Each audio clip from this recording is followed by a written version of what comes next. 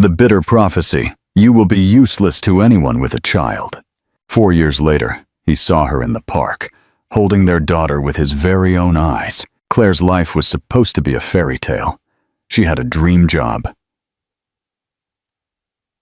a powerful boyfriend, and a future filled with promise.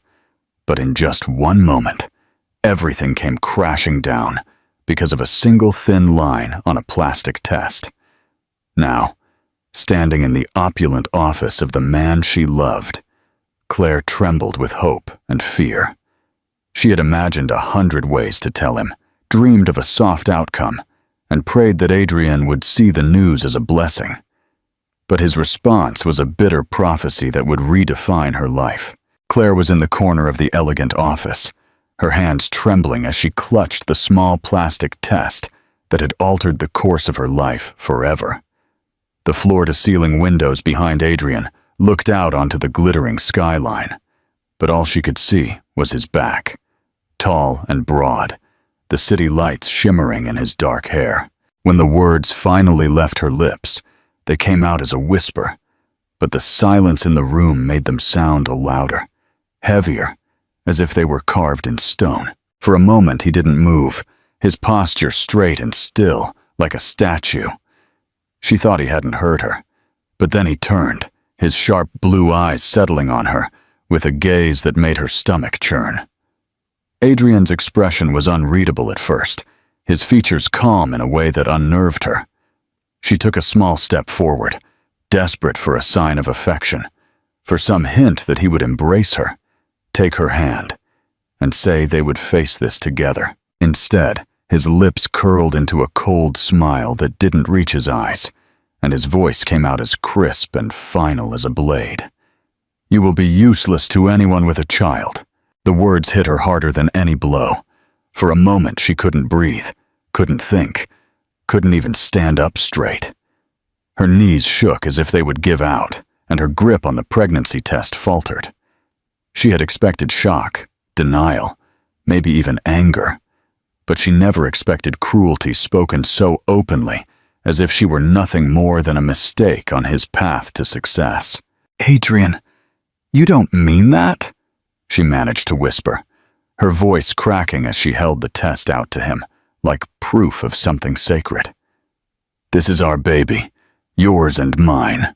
Her blue eyes pleaded with him, searching for the man she thought she knew, the man who once whispered promises in the quiet of the night when they were curled up together, far from the world.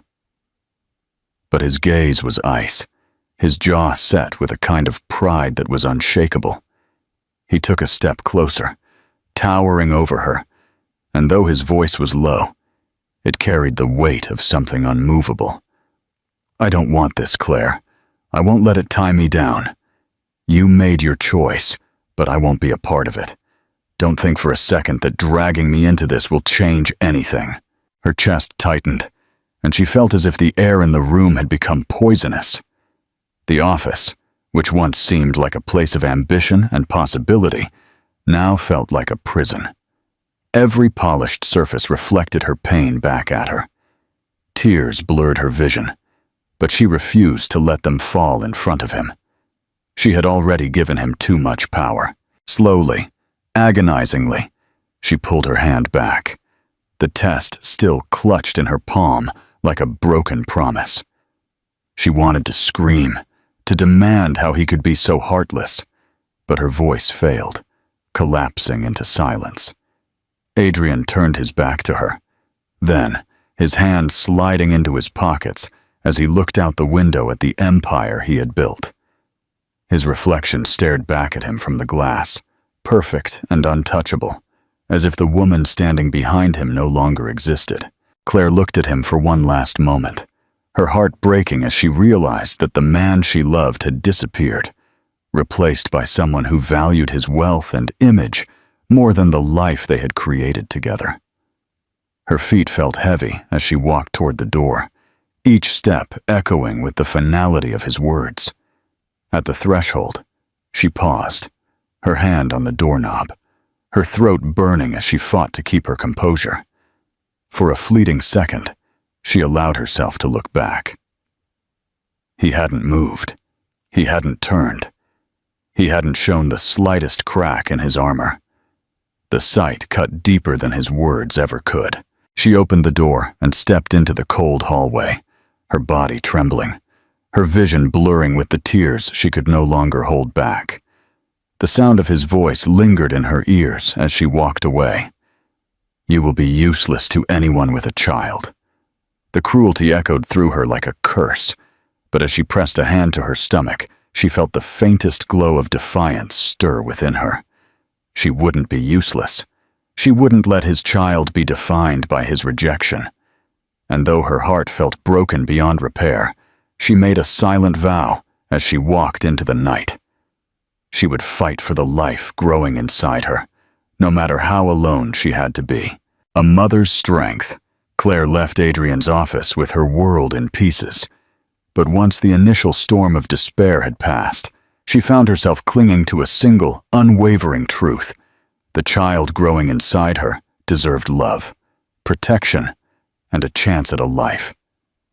She cried for hours that night, her pillow damp and her body shaking with sobs that seemed to drain the very marrow from her bones. But when dawn broke through the thin curtains of her small apartment, she rose with a new kind of determination. She had no one to lean on, no family nearby to offer support, no partner to share the burden. But she had herself, and she had the fragile heartbeat within her that gave her a strength she never knew she possessed. The months that followed tested her in ways she never could have anticipated. Her body ached as the pregnancy progressed, her back sore from standing too long at work, her feet swollen from endless shifts at the diner. The uniform that once fit easily grew tighter with each passing week until she had to replace it with a second-hand version from a charity shop, one that smelled faintly of bleach, no matter how many times she washed it. The customers rarely noticed her exhaustion, focused only on their plates of greasy food. But her coworkers saw the dark circles under her eyes, and sometimes offered her an extra 10-minute break, though none of them could truly comprehend the weight she was carrying. At night, when she came home, she would collapse onto her bed and whisper to her belly, telling her unborn child stories about the life they would share, promising that no matter how hard things got, she would never regret choosing them. The loneliness was often unbearable. She had loved Adrian once with all her heart, had believed the promises he made when they lay together in the quiet hours of the night. But those promises had shattered like glass. The rejection still cut deep, the echo of his cruel words returning at the worst moments. But each time the baby moved inside her, Claire felt her strength renewed. It was as if the child was reminding her that she wasn't as alone as she felt, that the two of them were already a team, bound by something stronger than pain. Sometimes she would place her hand over her belly and close her eyes, imagining tiny fingers curling around hers, a smile she hadn't yet seen, a giggle that would one day fill the silence of her apartment. Her body bore the marks of sacrifice.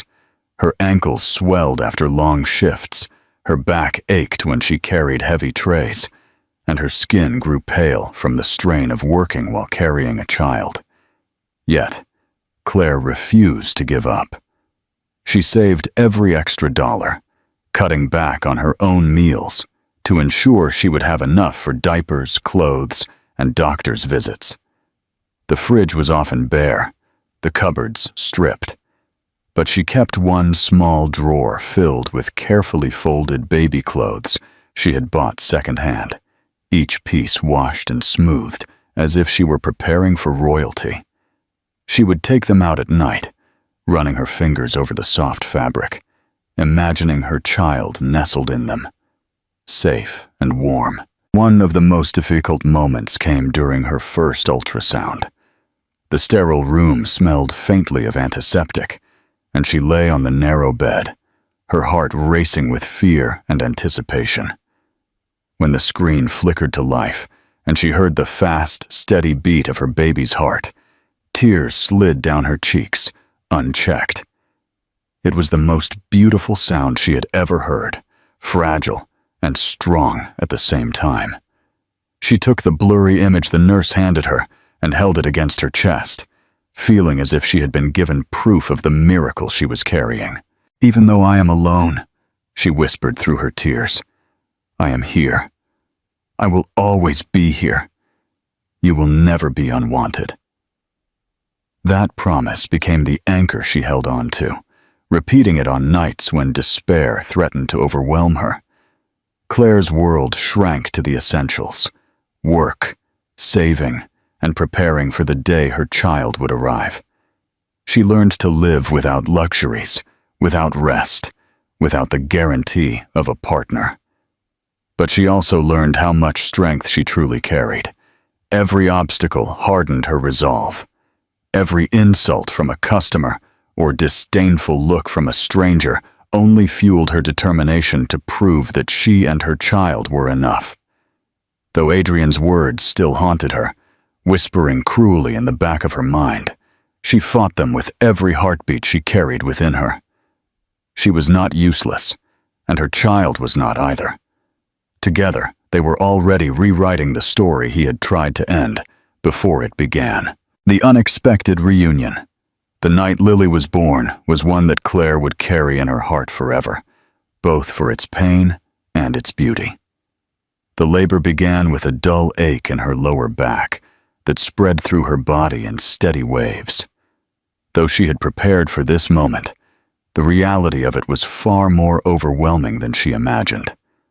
Alone in her small apartment, she clutched the edge of the kitchen table, her breath coming in ragged bursts as the contractions grew stronger. Fear shot through her when she realized she couldn't do this alone, not in these four suffocating walls. With trembling hands, she called a cab, dragging her suitcase down the stairs and into the rainy night. The rain was coming down hard, soaking her hair and plastering her clothes to her body. But she pushed on, clutching her stomach with each painful step. The hospital was a blur of white lights and disembodied voices she could barely follow. Nurses rushed her down long corridors, carts rattling nearby, machines beeping constantly in the background. Claire felt as if she was being pulled into a storm over which she had no control, her body tormented by waves of pain that seemed to come faster and stronger with each passing minute. She gripped the rails of the hospital bed, her knuckles white, her throat raw from screaming, her body drenched in sweat. The hours dragged on endlessly, and there were moments when she thought she would completely disintegrate. She silently pleaded for the strength to go on, and each time her resolve wavered, she placed her hand over her stomach, whispering that she was doing this for the tiny life inside her, that together they would make it. When the final moments came, she thought her body might shatter under the strain, her screams ripped from her chest as if they came from someone else. And then, cutting through all the noise, came a crisp, piercing cry, the sound of a new life filling the sterile room. Claire's body collapsed in relief, her vision blurring with tears as the doctor announced, "It's a girl." Moments later, they placed the small bundle in her arms, and she looked at the most fragile, miraculous sight she had ever seen. The baby's face was red and wrinkled, her tiny fists clenched, her cries demanding and fierce. Claire touched her daughter's cheek with trembling fingers and sobbed harder than she ever had in her life. When Lily opened her eyes for the first time, Claire's breath caught. They were blue, bright, and piercing, so painfully familiar that Claire thought for an instant her heart would break again. They were Adrian's eyes, a reflection of the man who had rejected her. But in this tiny body, they carried no cruelty or rejection. In Lily, those eyes were pure, innocent, untainted by pride or coldness. Claire pressed her lips to her daughter's forehead and whispered the name she had chosen long before this night. "Lily," she said it over and over, letting the syllables settle into the air until they felt like a prayer. The hours afterward were a blur of exhaustion and awe. The nurses checked vitals and moved quickly around the room, but Claire barely noticed them, her gaze fixed on the small miracle in her arms. She traced every detail of Lily's face, her tiny nose, the faint wisp of dark hair that clung damply to her head, the impossibly small fingers that curled instinctively around Claire's thumb. For the first time in months, the crushing loneliness lessened. She was no longer alone. As the night deepened, the rain still lashing against the hospital windows, Claire lay in bed with Lily nestled against her chest. The rise and fall of the baby's breath steadied her own, and she closed her eyes with a sense of peace she hadn't known in years. The world outside could remain cold and cruel. Adrian's words might forever echo in the back of her mind. But in this moment, none of that mattered. What mattered was the fragile weight of her daughter in her arms, the soft sound of her tiny breaths, the certainty that she would fight for this child with every part of her being. Claire whispered promises to the silent room, promises of love, of security, of a life defined not by rejection, but by resilience. When sleep finally pulled her under, she dreamed not of the past, but of the future, of a little girl with dark hair running through a park, of laughter filling a space that had once been silent, of a bond that no one, not even Adrian Grayson, could ever take away. The path to redemption. Adrian Grayson's life over the last 4 years looked perfect on paper. He had become a success story that magazines and television hosts loved to repeat as if he were some kind of modern legend. His company had doubled its profits, expanding into markets others were afraid to touch, and his name had become synonymous with ruthless ambition. At every gala, at every press conference, he was the man people gravitated to. Tall and immaculate in his dark, tailored suits, his blue eyes cool and unreadable.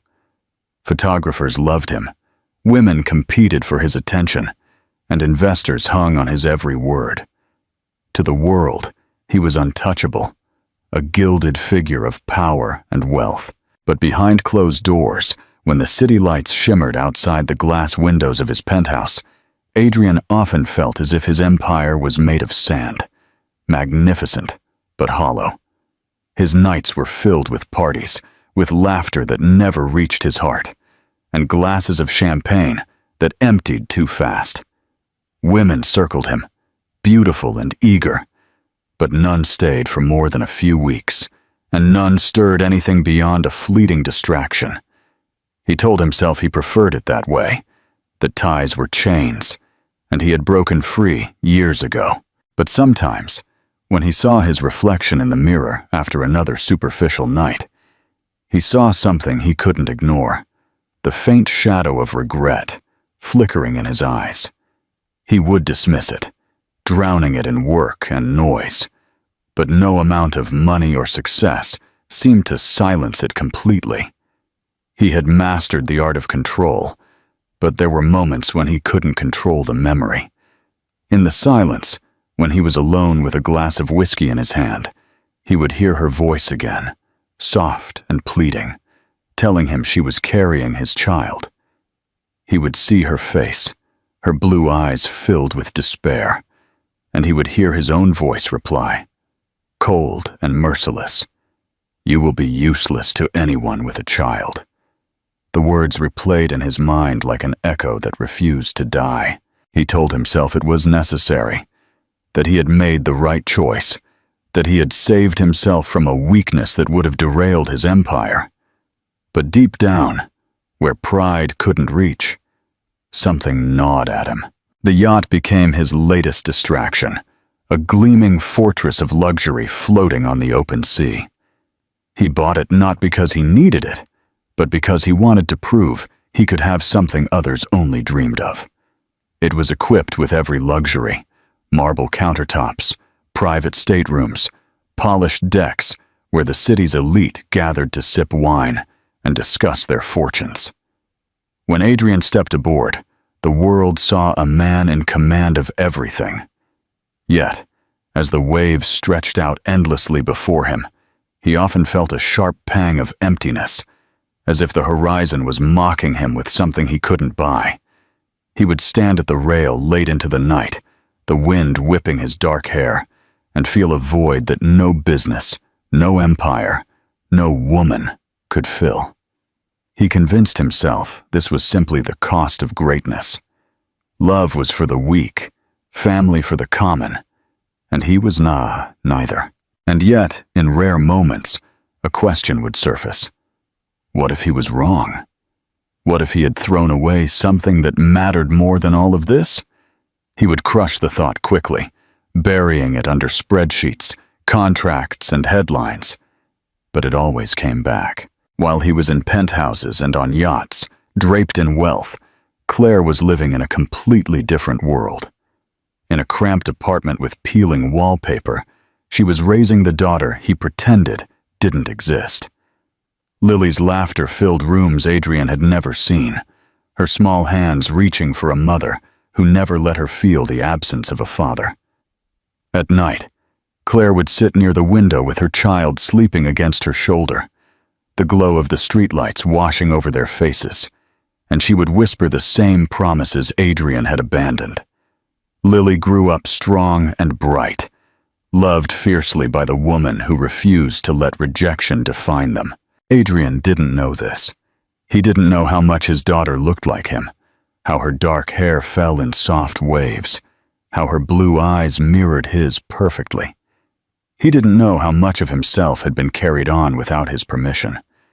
But the day was coming when he would see it, when the carefully constructed walls of his empire would crumble in the face of the truth he had spent years denying. And when that moment arrived, no amount of power or pride would protect him from what was waiting. The unexpected reunion. Spring had arrived with a gentleness that Claire hadn't felt in years, and for the first time in a long time, she decided to give herself and Lily a day away from the struggle to survive. The park near their apartment was filled with blossoming trees, the air scented with the smell of lilacs, and the laughter of children echoed across the fields. Claire held her daughter's small hand as they walked together down the gravel path, watching Lily skip forward with the boundless energy that only a 4-year-old could have. Her dark hair bounced around her shoulders, her bright blue eyes shining in the sunlight, as she turned to shout, "Mommy, look at me!" Claire laughed, her heart swelling, and opened her arms as Lily ran back and threw herself into them. Holding her daughter close, she pressed her face into the child's hair, inhaling the scent of innocence and joy that made every sacrifice worth it. They found a quiet spot beneath a blossoming tree and spread out a small blanket. Claire had packed a simple picnic, sandwiches, apples, and a treat of cookies she had baked the night before. Lily sat cross-legged on the blanket, swinging her legs as she nibbled on an apple and chattered about butterflies and the games she wanted to play. Claire listened, nodding, her eyes never leaving the little girl who had become her entire world. For a few hours, the weight of the bills, the long work shifts, and the lonely nights seemed to lift. It was just the two of them, a mother and daughter, making memories in a place filled with laughter and light. Adrian Grayson had not planned on being in that park. He had arranged a brief outdoor meeting with a business partner before heading to a dinner in the city. His polished car pulled up to the entrance, his dark hair neatly combed, his tailored suit as impeccable as ever. He walked with his usual air of command, his blue eyes scanning the space around him more out of habit than interest. But then his gaze snagged on something unexpected, something that made his strides falter in a way he hadn't experienced in years. At first he thought it was just a trick of the light. A blonde woman sitting under a tree, her head tilted back as she laughed, holding a little girl close. There were countless families in the park. This shouldn't have mattered. But the more he looked, the more a strange unease built in his chest. The woman's hair glowed golden in the sun, the exact shade he remembered running his hands through long ago, And though the years had passed, the curve of her face and the way she held herself seemed hauntingly familiar. And then, his eyes fell on the child. She was laughing loudly, her small body wriggling as she tried to escape her mother's tickles, her dark hair gleaming like polished silk. But it was her eyes that made Adrian's heart nearly stop. Bright, piercing blue, clear as ice, and painfully familiar. They were his eyes, perfectly replicated in a face too young to belong to anyone but his own blood. He stood rooted to the spot, his chest tightening as the realization hit him. This wasn't just any child. This was his daughter. Claire felt the weight of someone's gaze and turned, her laughter disappearing instantly as her eyes locked on him. For a moment, she couldn't breathe, her arms tightening protectively around Lily. Their eyes met across the distance, and everything she had fought so hard to bury came rushing back. The office, his words, the cruelty that had cut her to pieces. He looked older, sharper, his presence as imposing as ever. But behind his confidence, she saw something else, something unsettled. Lily felt the tension and looked up, her small hand tugging at Claire's sleeve. "Mommy, who is that man?" she asked innocently, her voice carrying just enough to reach Adrian's ears. Claire swallowed, her throat tight with emotion, and forced her lips into a faint, steady smile for her daughter's sake. "No one important," she said softly, though her eyes never left Adrian's. Adrian felt as if the ground had shifted beneath him. The meeting he had arranged no longer mattered. The world around him faded into insignificance. All he could see is the little girl with his eyes, clinging to her mother, the woman he had once rejected, now looking at him with a strength that shamed and disarmed him. For the first time in years, Adrian Grayson, who had conquered boardrooms and controlled empires, stood utterly powerless, looking at the family he had thrown away. The path to redemption. Adrian stood frozen at the edge of the path, the voices and laughter of the park around him fading into nothing as his gaze fixed on the little girl clinging to Claire's side. He had built an empire on confidence and control, but in that moment, his carefully constructed armor cracked, and all he could feel was a hollow ache deep in his chest. He took an involuntary step forward, his polished shoes crunching against the gravel, and Claire immediately stood up from the blanket, her arms wrapped protectively around Lily, as if to shield her from a threat. The look in her eyes was sharp and unyielding, the eyes of a woman who had carried years of pain alone and would not allow history to repeat itself. "Claire," Adrian said, his voice lower and hoarser than he intended, as if it had to fight its way out of his throat. The name tasted strange after so many years, familiar yet distant, and hearing it spoken aloud made Claire's jaw tighten. She moved Lily slightly, holding her daughter closer as she kept her gaze firmly fixed on him. "You shouldn't be here," she said, her tone calm but cold, each word cut like a blade. "Not near her." Adrian's eyes darted to Lily again, and the sight made his stomach churn.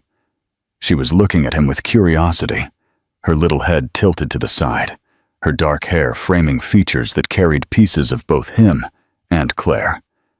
But it was her blue eyes that shocked him the most, a mirror of his own, clear and piercing, carrying an innocence he had never earned. He wanted to speak, to ask questions, to bridge the years of distance that separated them.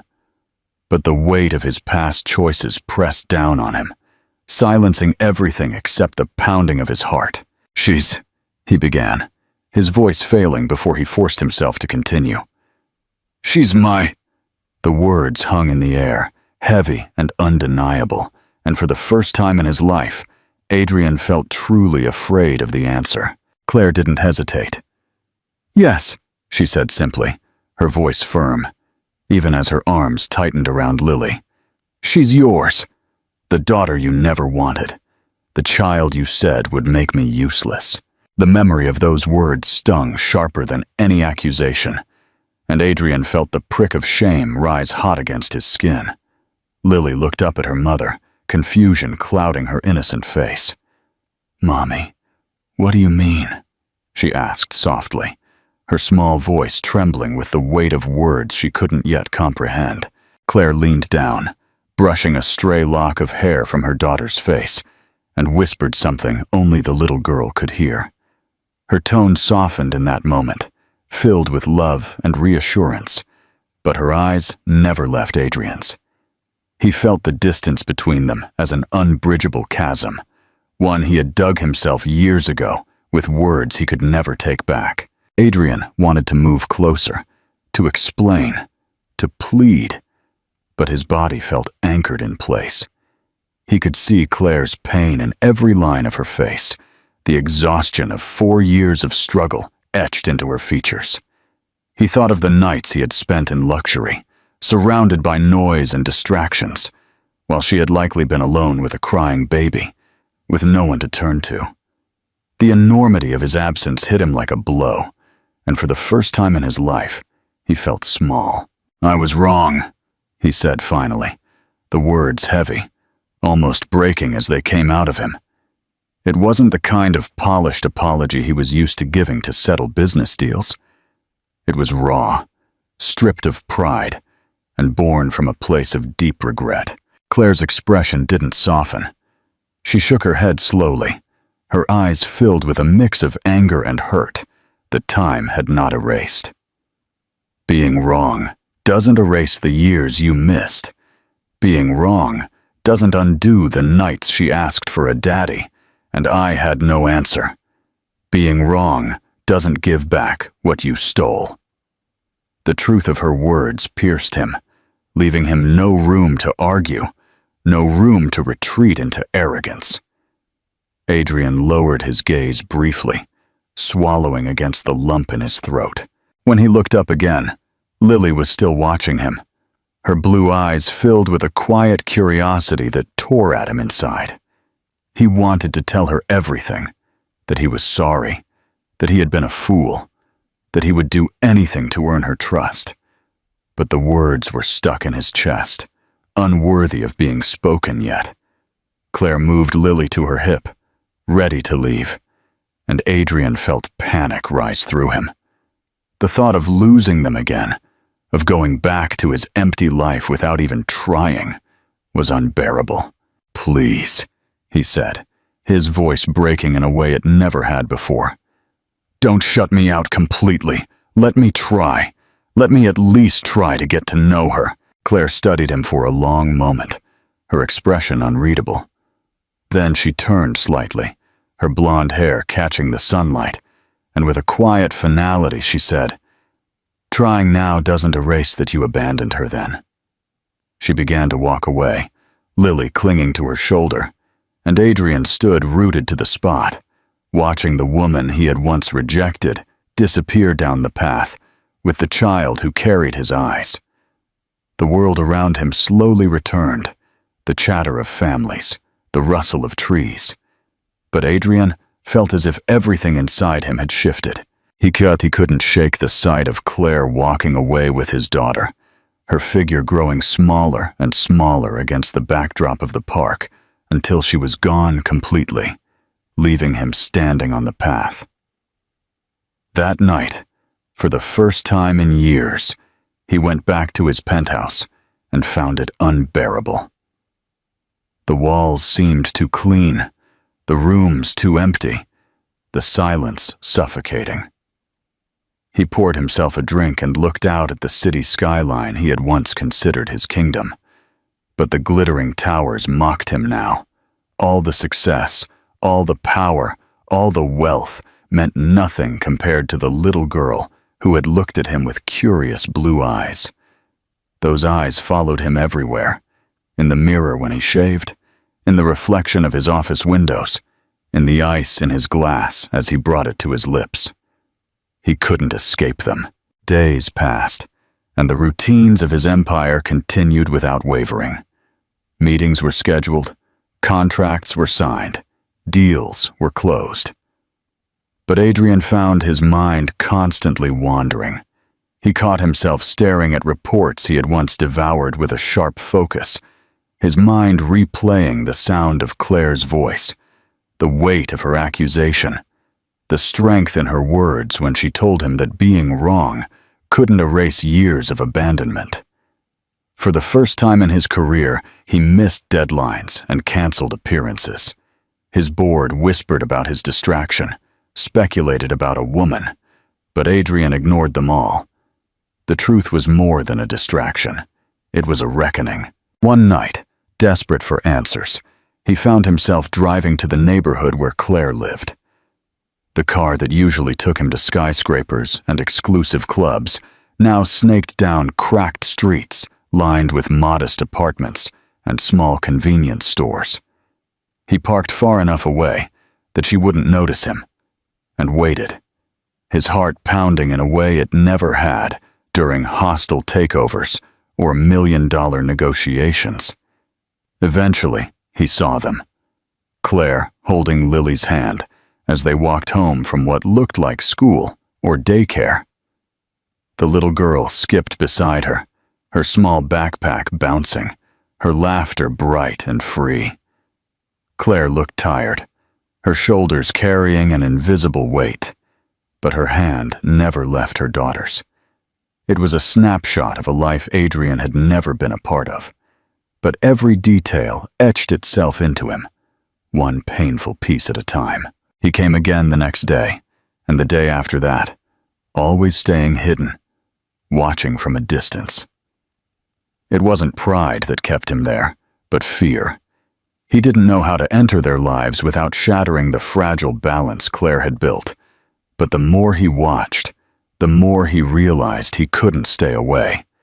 Every glimpse of Lily, the way she skipped, the way her hair glinted in the sun, the way she tilted her head when she listened to her mother, made him ache with a longing he couldn't ignore. He had missed everything. Her first words, her first steps, her first smile. No empire could ever buy back those years. Finally, one night, he mustered what courage he had left and knocked on Claire's door.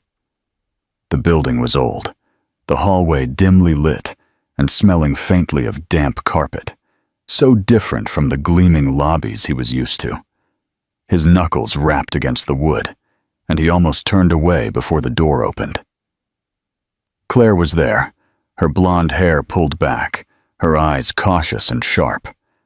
She didn't look surprised to see him, as if she had expected this eventually, but her body remained tense, her hand still gripping the edge of the door as if she might shut him out at any second. "I need to talk," Adrian said, his voice quieter than he had planned, stripped of the authority it usually carried. "Please." Behind her, Lily peeked out, her small fingers curled around her mother's leg. The sight nearly undid him. The little girl's eyes met his, wide and curious, and for a moment, Adrian forgot how to breathe. He wanted to get on his knees, tell her everything, explain why he hadn't been there. But he knew any words now would sound hollow, so he looked at Claire instead, desperate. "I can't change the past. I know what I did. But I want to try now. I want to get to know her. I want to be her father, if you'll let me." Claire's lips tightened, her eyes searching his face with an intensity that made him want to look away. But he forced himself to hold her gaze. "Words are easy, Adrian," she said finally, her voice calm but hard. "Promises are easy. You weren't there when she was born, when she was sick, when she cried for a daddy, and I had no answer. You weren't there when I worked double shifts to pay for her clothes and food. You weren't there for anything." Her words hit him like blows, each one heavier than the last. She looked at Lily, then back at him.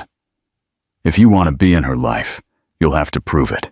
Not to me, but to her. And proving it will take more than words." Adrian felt the sting of her truth, but instead of recoiling, he nodded slowly, his voice trembling, more sincere than it had ever been. "Then I will prove it," he said, I don't expect forgiveness, and I don't expect you to believe me yet. But I will show you that I won't disappear again." For the first time, he didn't try to negotiate terms or argue his position. He simply accepted the weight of the task before him. Claire didn't reply right away. She opened the door just enough for Lily to walk back inside, and then she looked at Adrian one last time before closing it softly, but firmly. He stood in the hallway, staring at the closed door, his heart pounding, his mind full of doubt. But underneath it all, there was something he hadn't felt in years: determination, not for business or power, but for the chance to finally be a father. When he turned to leave, he knew one thing with absolute certainty: he wouldn't be walking away again. The days that followed Adrian's visit to Claire's apartment were not easy, but for the first time in years, he welcomed the difficulty. He started with small gestures, things that seemed insignificant compared to the scale of the empire he had built, but which carried more weight than any business triumph ever had. He offered to walk Lily to school, unsure if Claire would let him. When she hesitated, he simply stood there, waiting. Eventually, she agreed, and just like that, he found himself holding a tiny hand in his as they crossed the cracked sidewalks of her neighborhood. Lily skipped beside him, her small backpack bouncing, her laughter bright and free. Adrian answered her endless questions about cars, birds, and the clouds. He was clumsy at first, realizing how little practice he had talking to a child. But her laughter unlocked something in him that had been locked away for too long. Each day he would return, and each day Claire would watch closely, ready to step in if he faltered. But Adrian did not waver.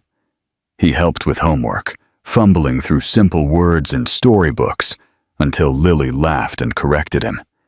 He learned to make pancakes, burning the first few until she declared with a grin that they were perfectly crispy.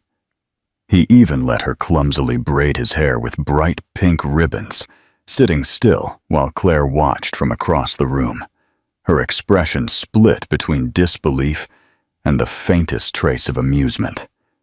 For a man who had once defined himself by control and perfection, these messy, imperfect moments became the ones he treasured most. Claire remained cautious. She remembered all too well the way he had walked away, the sharpness of his rejection, the years she had spent struggling alone. She couldn't forget how she had cried in the hospital hallways with no one to hold her hand, how she had carried bills in her pocket and whispered prayers that she would have enough to feed her daughter. She had carried it all herself, and Adrian had not been there. Forgiveness was not something she could give easily, and he never asked her to. Instead, he simply showed up, silently and consistently, letting time and persistence do the work his words could not. One night, after Lily had fallen asleep with her stuffed rabbit tucked under her chin, Adrian and Claire found themselves sitting at the kitchen table. The apartment was small, the paint was peeling, and the refrigerator hummed in the corner. But Adrian felt more grounded there than in his glass and marble penthouse.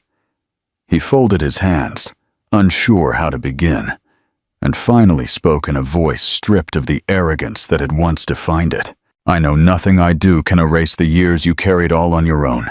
I know I don't deserve your forgiveness, but I want you to see that I won't abandon you again, and I won't walk away from you." He paused, and his voice was so sincere, it ached. "I'm not the man I was when I let you down. At least I'm trying not to be." Claire listened in silence, her eyes fixed on the table, as if weighing every word. When she finally looked at him, her gaze was steady, but softer than it had been before.